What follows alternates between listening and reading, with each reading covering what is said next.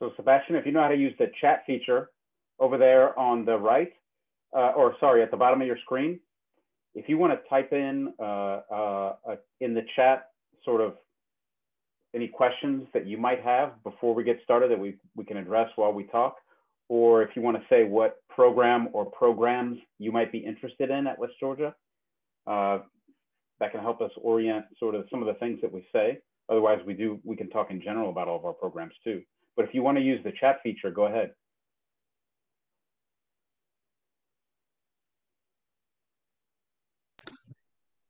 Hello. Hi, Sebastian. Thank you for coming to see us. You're welcome. I'm going to introduce the people who are in this call quickly. So, and they'll wave or something when I call out their names. My name, first of all, is Robert Kilpatrick, and I'm from International Languages and Cultures. And in our program, we offer degrees in French, German, and Spanish. And I'll talk a little bit more about my program later on, but first I'll introduce my colleagues. I'll introduce everyone's name, and then we'll go program by program. So first, Bob Lane. Dr. Bob Lane is representing the program in philosophy. Christine Professor Fuchs is representing the BIS, the Bachelor of Interdisciplinary Studies in Film. Professor Michael Denis is representing the program in history. And Professor Margaret Mitchell is representing the program in English. Dr. Lane, do you want to, or Sebastian, do you have, what sort of programs are you interested in? What are you interested in school and your academic and professional future?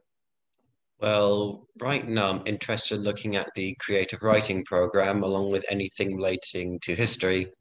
Mm-hmm. Okay, terrific. All right, well, so you'll learn about those things today, and then maybe you can also learn about other programs that might connect to those interests that aren't don't directly touch on those matters. But we'll start with Dr. Lane in philosophy.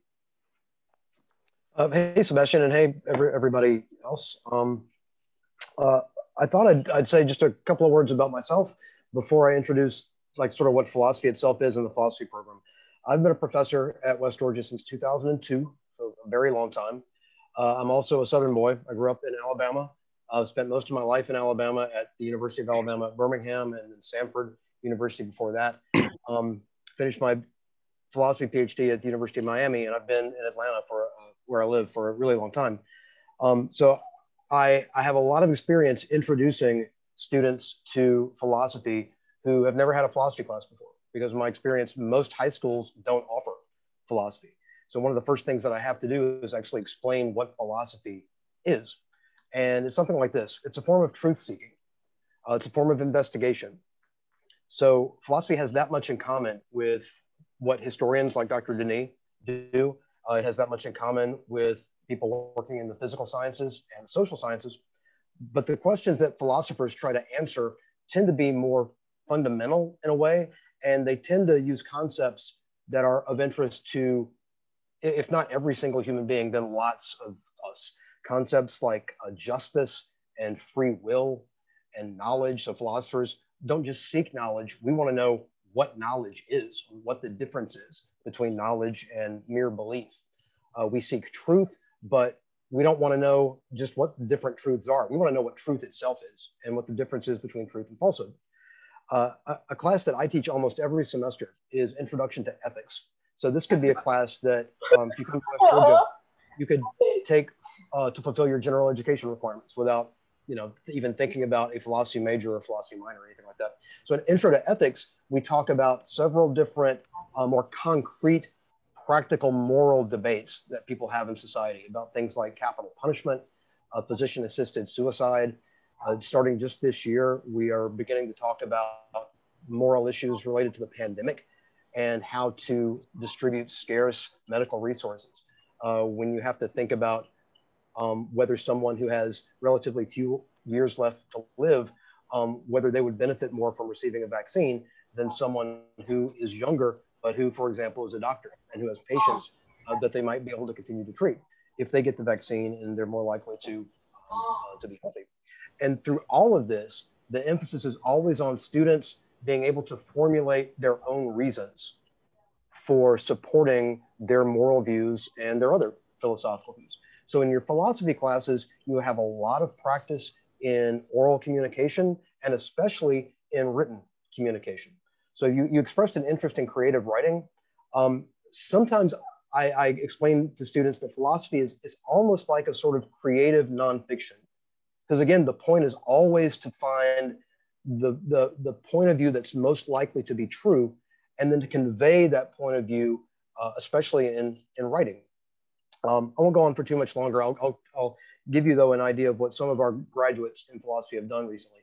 A lot of them have gone on to law school. Some have gone directly into business. The current county planner of Carroll County, Georgia, is a woman named Janet Hyde. She finished in philosophy 10 or 12 years ago, then went into public planning. So having a philosophy degree opens up a lot of doors for you. Any profession that values clarity of communication, including in oral communication and writing, philosophy is a great major to prepare you for that. And not only do we offer a philosophy major, we have a philosophy minor, and we offer a lot of religion classes. You can even minor in the academic study of religion. Thank you. Thank you, Dr. Lane. I always tell students that one of the best things about going to college is that you have the opportunity to take courses that are not offered in high school. And so that's what I say to students who are interested in German as well, and philosophy certainly fits into that category. Julia, I see that you put a message in the chat.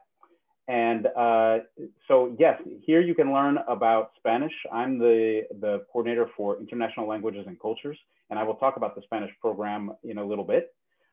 So hang around. You want to learn about other programs in the humanities as well, but I will indeed talk about Spanish and some of those opportunities.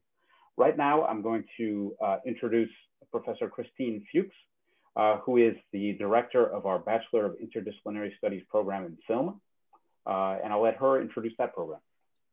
So this is a relatively new program. We finally had one graduate last semester. She did a capstone project of a beautiful film that if you want to go take a look at my platform, her movie is up. It's absolutely beautiful.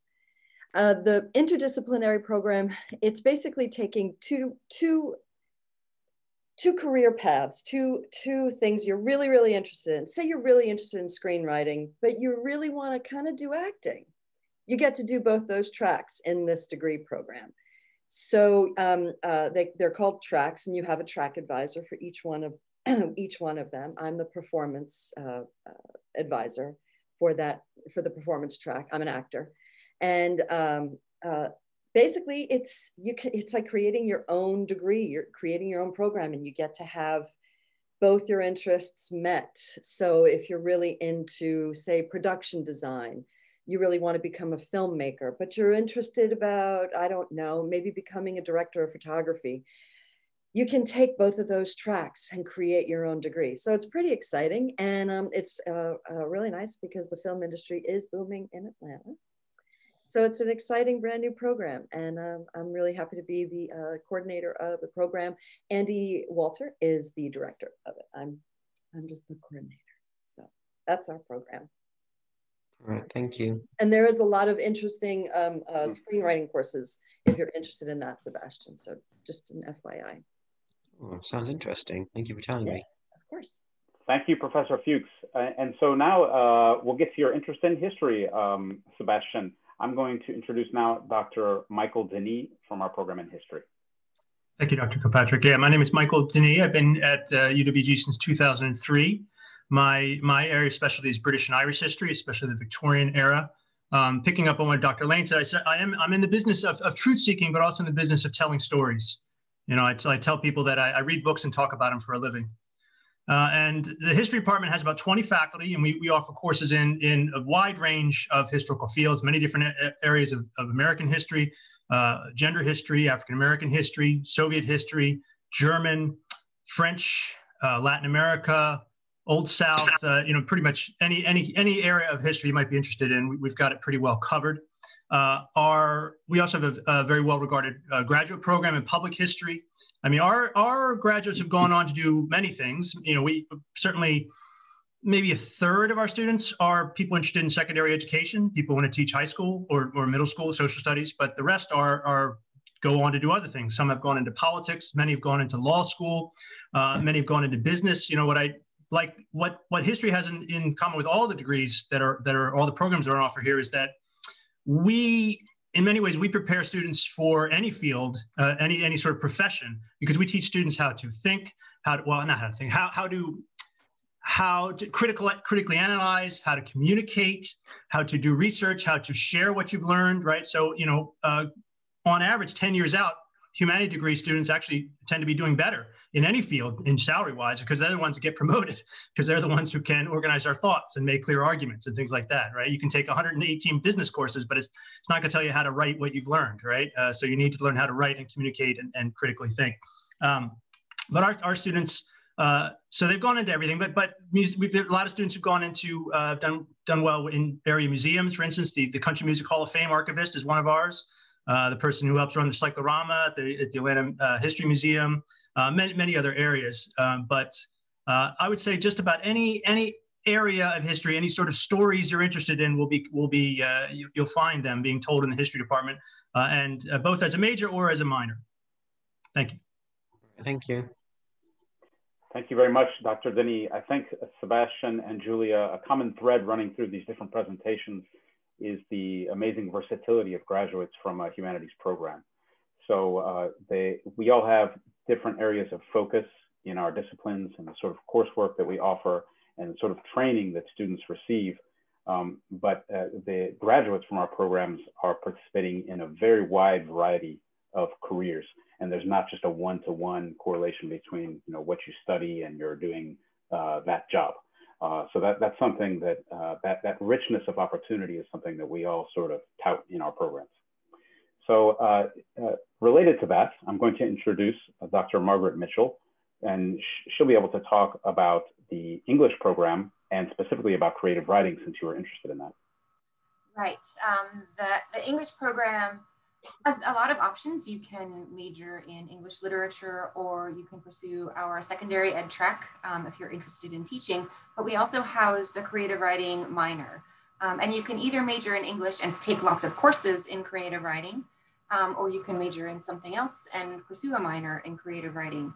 We're also working on a BIS option, a Bachelor's of Independent Studies, that would allow you to do sort of half creative writing and half perhaps art or sociology. We're working on forging some possibilities there. But creative writing is mostly what I teach these days. I began more like Professor Denis. I was a Victorianist, studying Victorian literature, and I still do that and I still teach that. But more and more I have gravitated towards fiction writing. In our program, we have accomplished widely published poets and fiction writers and creative nonfiction writers. And we also offer screenwriting, which has become increasingly popular. And I think that to connect to what these other professors have been saying, I think that writing too, and also the study of literature, is about truth seeking. It's about the way that truths are forged through storytelling.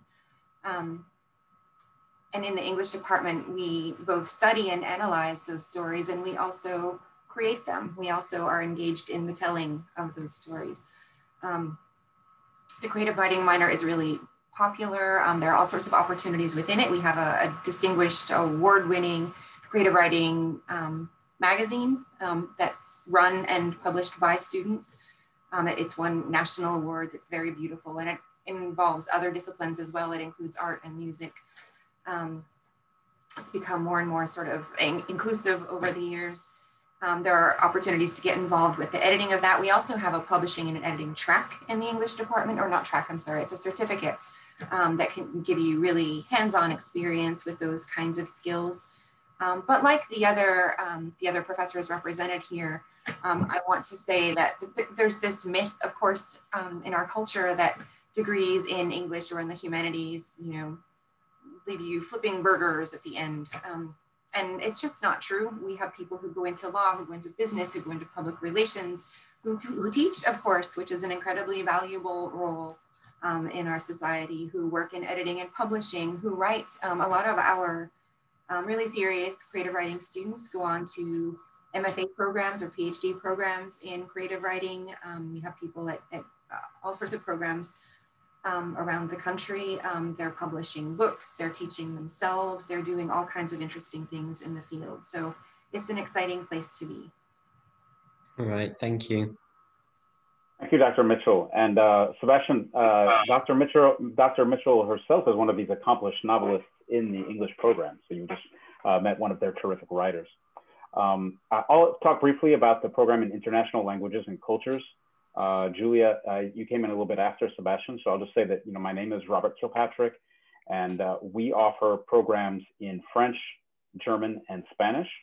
We also offer minors in all of those languages, and we're really involved with two interdisciplinary programs in particular, and those are gender and sexuality studies and film studies. One of the highlights of our programs is their ability to connect with other disciplines. So we offer a double major track for students who are interested in any major from across campus and want to add a language component. Because Georgia itself is becoming more multilingual, the country is becoming more multilingual, and the world is becoming more interconnected. About 13% of Georgians now speak a language other than English at home. And so we prepare students to thrive in a multicultural, multilingual society, both within Georgia and in the world. And we offer a number of study abroad programs as well. A lot of our students are interested in study abroad. Students, not just the majors, but even students who just want to fulfill a language requirements or a core requirement, they can go to Costa Rica, to Chile, to France, or to Austria on one of our summer study abroad programs. Or we also have the opportunity to study for a semester or even a full year abroad. And then we offer a lot of scholarships to our students for that.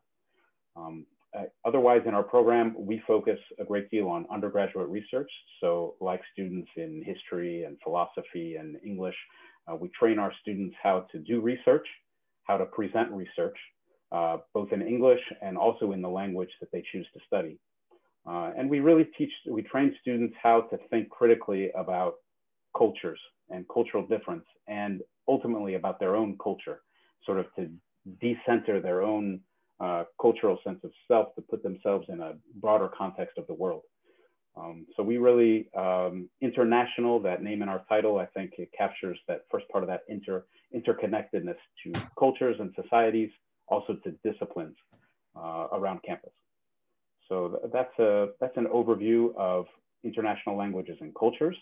Julia, to get specifically at your question, the minor in Spanish is something that can be added to any degree on campus. And if you become really enthusiastic about the minor, you should inquire about a double major. And one more thing that I wanted to ask you, Sebastian, did you study a language in high school, or are you studying a language? Yes, Spanish. Spanish. So when you get to college, you're going to want to ask about a placement exam, because many of our students through a placement exam can test into the third or fourth or even sometimes fifth semester of a language.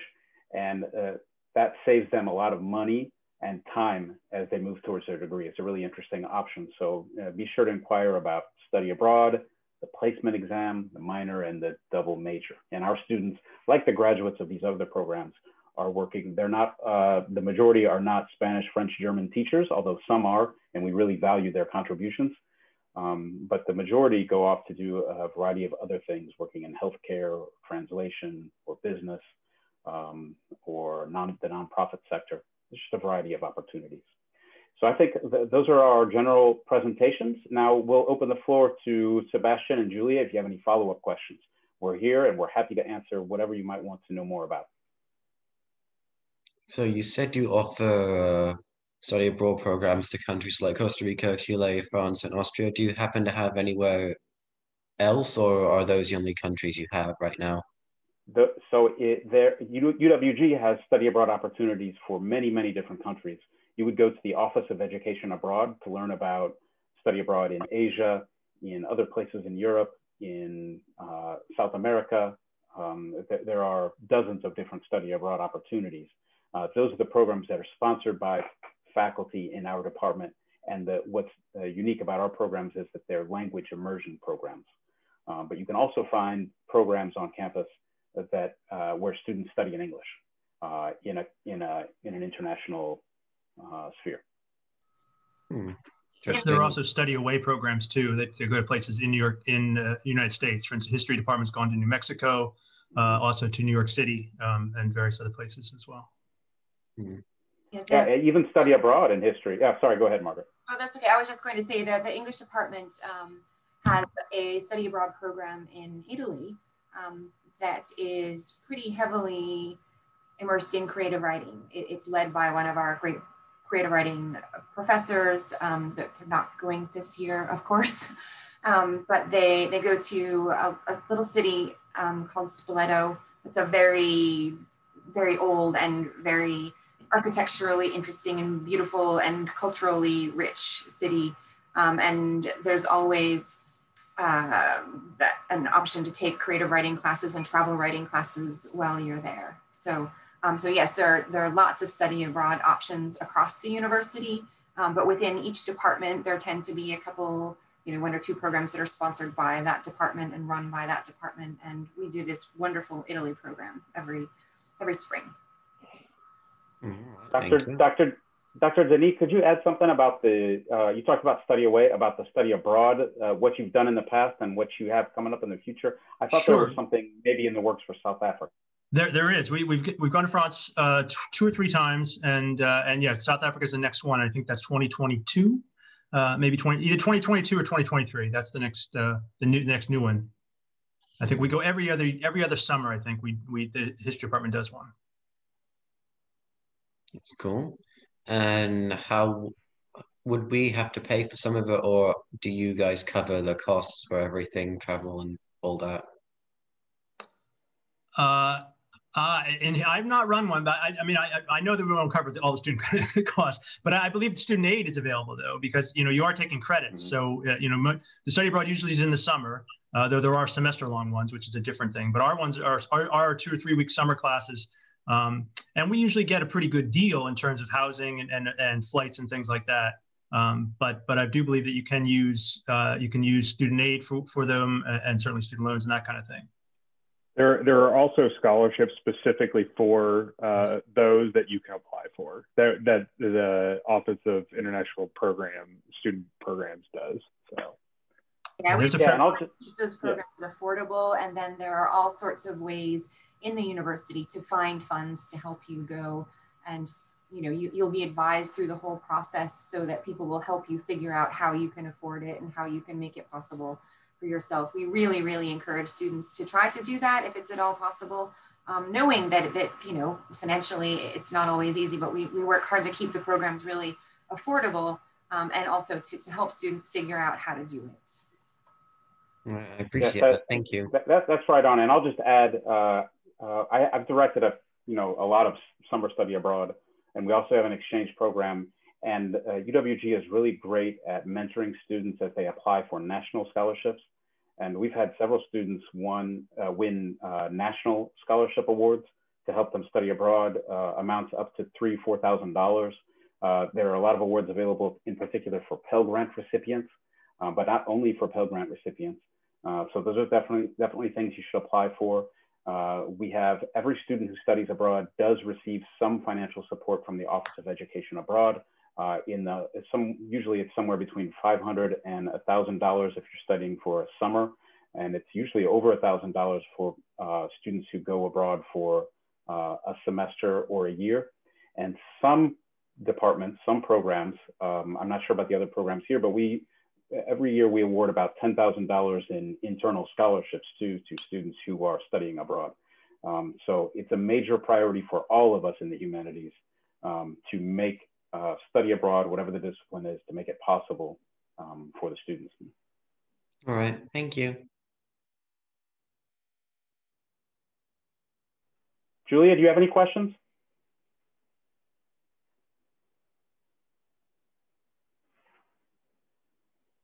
She might have stepped away for a moment. Sebastian, is there anything else that you'd like to learn more about? Nothing I can think of right now. So you said you were interested in creative writing and in history. What draws you to those two fields? Well, I just like stories in general, whether they be real or fictional. Whether And they're do you write things on your own? Do you write sometimes, poetry yes. or stories? Mm-hmm. Well, I think you'll find a great home here in some of these different programs. All right. I appreciate that. Thank you. Thank you very much, Sebastian. Let me tell you a little bit more about the creative writing minor, just the way that's sort of structured. You begin with an introductory class that sort of allows you to dip your toes in all of the genres. So you'll write a little bit of fiction and a little bit of poetry and a little bit of creative nonfiction, and you'll learn some fundamentals and work on some really important skills. And then you move on to intermediate courses that are genre specific, and you get to choose. And after that, you move on to pretty small seminar classes where you focus on a particular genre and you workshop your stories or your poems with other students. And it's pretty intense. And by then people are producing pretty sophisticated work that they're making a portfolio. This semester, I'm actually teaching, I usually teach the short story when I teach fiction, partly for practical reasons. That's what you can write in a semester.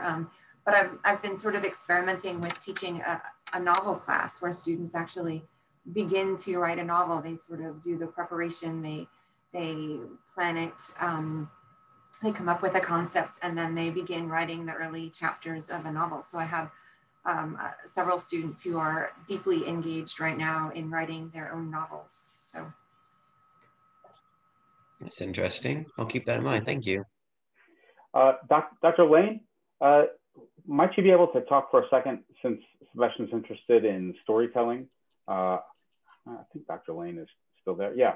Could you tell us something about number one, the Meeting of the Minds event, and because that has something to do with storytelling, I think, in a really interesting and novel way, and maybe about how a student, even if they're not initially minoring or majoring in philosophy, how they can start to explore the discipline just through the sort of gen ed pathway.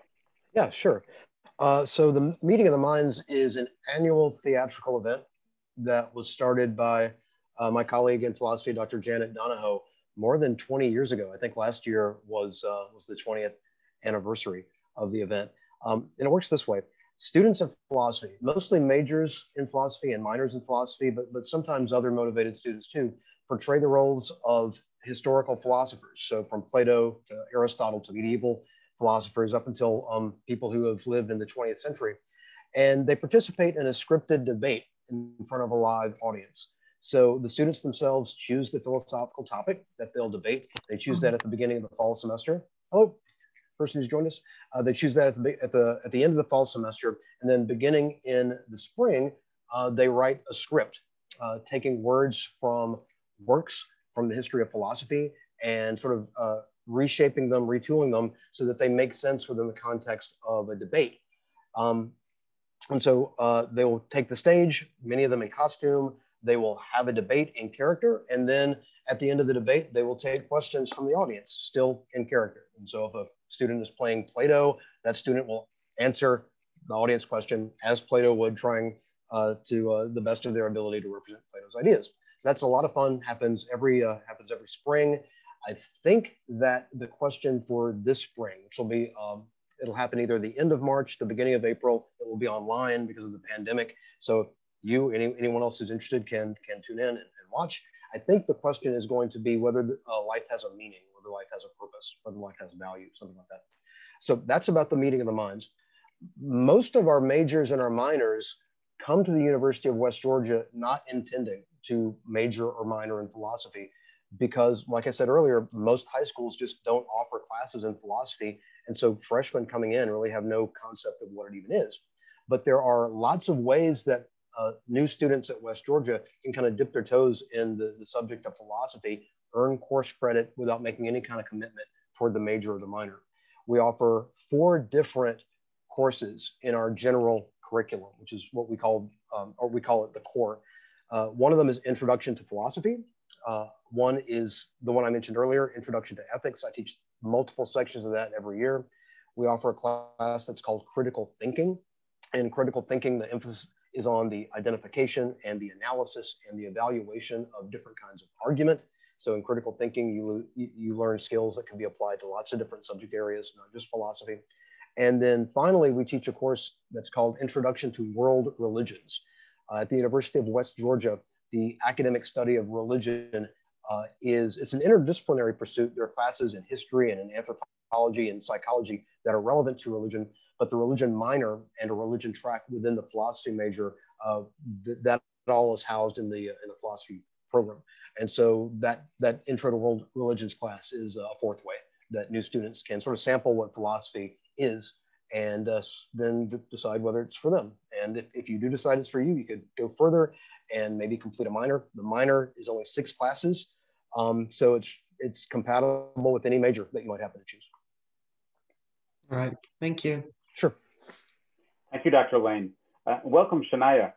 I'd like you to tell us maybe what program you're interested in, if you can. And first of all, I'll just introduce once more all the people who are in this meeting. My name is Robert Kilpatrick, and I represent International Languages and Cultures. That's programs in French, German, and Spanish. We have Dr. Lane, who you were just hearing from, in philosophy, Dr. Margaret Mitchell from creative writing and English. We have Dr. Michael Denis from history, and Professor Christine Fuchs, representing our Bachelor of Interdisciplinary Studies in Film. So Shania, if you're still there, can you tell us what kind of program or programs you're interested in? I was interested in the film program. Great. Professor Fuchs, can you tell us something about can you tell Shania a little bit about absolutely. the BIS in film? So Shania, can you just tell me, hi, first of all, how are you today? Good. Good. You have a beautiful smile. Oh my gosh, what a picture. First of all, what element of film are you interested in specifically? Do you know, or it's just kind of a general interest? I'm not sure yet. Okay. Yeah. So there are many different tracks to the Bachelor of Interdisciplinary Studies in Film pathway. There is production, there is production design, there is screenwriting, there is performance, acting, there is art and media, art and lens-based media, which is basically photography. And then there's critical studies. So there's a bunch of different tracks that you can take, and you take 2. And basically you're creating like your own degree. It's really exciting. Everybody that is so far in the program, there's a lot of interest in production as well as performance. That seems to be the 2 tracks that are going, but also a lot of screenwriters out there. So yeah, so that's a little bit about the program. It's brand new, and it's really nice because it's so close. We're so close to Atlanta, and so much is happening in Atlanta with the film industry. I'm a professional actor, so I know a little bit about it. And I have an audition as soon as I finish this. I think you can see my setup. It's an actor's setup for filming. For my ring light. You can everybody see the ring light in my glasses. It's terrible. I take these off when I audition. So anyway, what would you like to ask? Any questions about the program? Any interest in something, acting, production? What are you thinking of? I'm leaning more towards screenwriting. Ooh, nice, nice. Well, go ahead. I wanted to ask about the Georgia Film Academy. Yes, the GFA, the Nexus degree that we're gonna hopefully be rolling out soon. If you do the Nexus degree, you basically take your core classes at UWG, and then all the classes with the Georgia Film Academy is culminates into a capstone project with them. So still in the beginning creation of it, but we're getting there. And I believe Joe Monahan, one of our professors in the theater department, he has actually taken the GFA course, and I can always hook you up with him. He can answer a lot of questions about it as well. But yeah. Professor Fuchs, if students choose to do the BIS in film, do GFA courses count as part of the core curriculum training, or do they count somewhere in that degree? I'm gonna say no. I believe the GFA is really closely aligned with the Nexus degree. Okay. In film, yeah. Yeah. I know that there's, Shania, you may also be interested, in addition to the BIS, there's also a film studies minor on campus.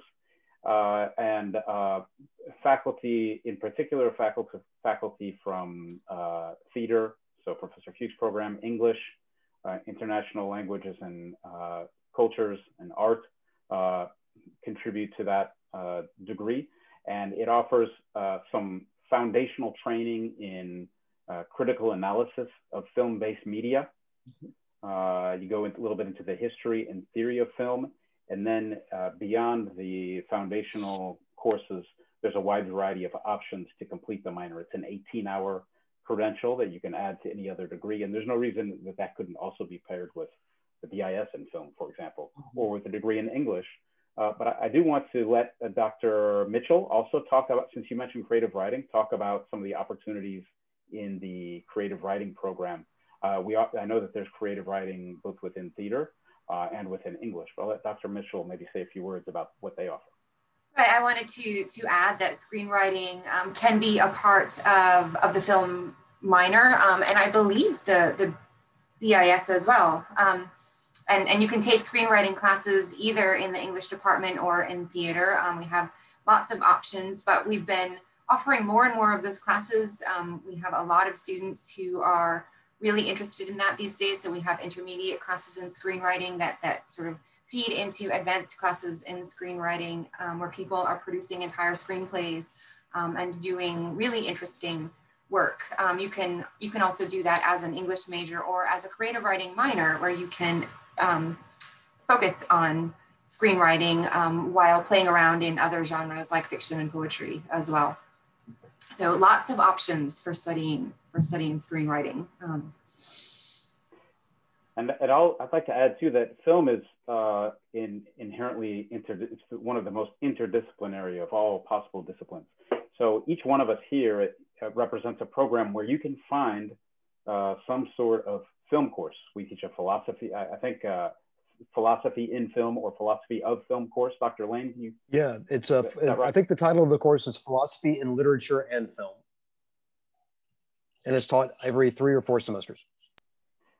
I know that the English program, in addition to screenwriting, also has scholars trained in film analysis, offer upper level courses in film and literature or different genres like the film noir or horror film in international languages and cultures.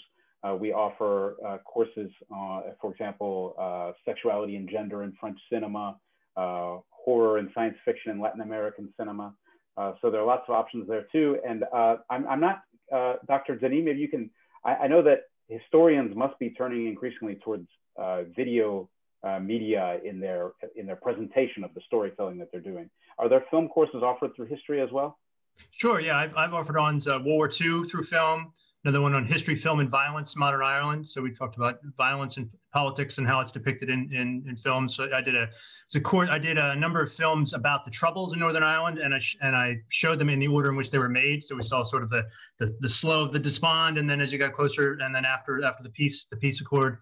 It's very interesting. Others have taught pop culture and film. Dr. Goodson's done that a number of times, American popular culture and film and TV. He's done a lot with TV as well. And we've had a graduate student who just did a thing on sort of gender roles in sitcoms in the 60s and 70s. She started off as an undergrad, and when she did senior seminar with me, that's how she started. She kept with it all through grad school. It's an excellent thesis, really good. Another Professor McCullers has done African history and film a number of times. So it's definitely it's in the mix regularly. Thank you. And so Shania, I think you can, if you pursue the study of film at West Georgia, I encourage you to try out film from these multitude of different perspectives. So the BIS and the other credentials that we offer in film are flexible enough to accommodate courses from a variety of different disciplines. And I think that ultimately makes students' understanding of film a medium more nuanced and richer. And it's a great time to be a film student in Georgia, as Professor Fuchs was saying, and at West Georgia, partly because of all of these exciting film courses and the great training you can get in different aspects of filmmaking. And also because we offer extracurricular opportunities in film. We have a film festival this semester, a French Film Festival. There are film events nearly every semester on campus. So there are a variety of different ways to engage with media studies and film, both inside the classroom and as part of campus life, whether or not we define that in the physical space of the campus that we hope to all return to more soon post-pandemic, or in the virtual space that we're creating and that won't die when the pandemic's over. I think we'll keep both going, but there are lots of ways to engage. Do you have any other questions for us, Shania? No, sir, not right now. But I wanted to ask, with the creative writing, could I maybe major in that and then have a minor in something else like film, or would that fall up under the same category? Right now, we don't have a strictly creative writing minor, so you can major in English and do a lot of creative writing, or you can do the creative writing minor, which is pretty intensive, and then major in something else that's complementary. So there are all sorts of ways to do it. There are all sorts of ways to fold creative writing into whatever it is that you're studying through the minor or various other options. But we're also developing, and I think that this is going to be available starting in the fall. I'm not sure of the details yet, but we are working on developing some BIS programs, Bachelor of Interdisciplinary Studies, in which you would, one of those tracks would be creative writing and one would be in another discipline. So you could pair creative writing with, say, art. And the details are still being sort of worked out, so I don't want to make any promises about that. But that's going to be a really exciting option. And creative writing is looking to sort of branch out and pair with some other people as well to create more and more exciting options for students. Okay, thank you.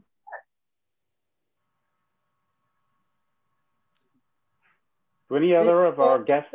Just so you know, Shania, just so you know, you can go to the BIS page and you can see one of the films that our most recent graduate created. It's absolutely beautiful. It's called Memorials.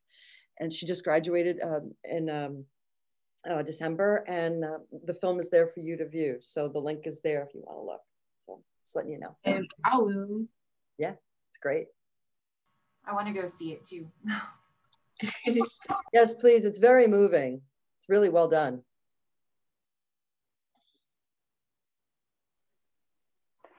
Do any of our other guests have questions as you've heard the continuation of this discussion? Anything else you want to know more about? Yes, I can think of right now. Thank you. Well, thank you for the back and forth, Sebastian, Shania, and Julia. We really appreciated this opportunity to meet with you and to tell you a little bit more about our programs. And we really hope to see you in the classroom sometime soon. There's enough flexibility that you could take a class from all of us during your studies, and we hope you will to develop, that sort of well-rounded education. So thanks so much. Yeah, I wanted to add, if you want to get more in depth with any of us, you can go to our individual little chat rooms and schedule meetings for longer talks about specific disciplines. So just know that you have that option. It was great to meet you both. All right. Thank you. It's great to meet you as well. It was nice to meet all of you. All right. Take care. Bye. Bye.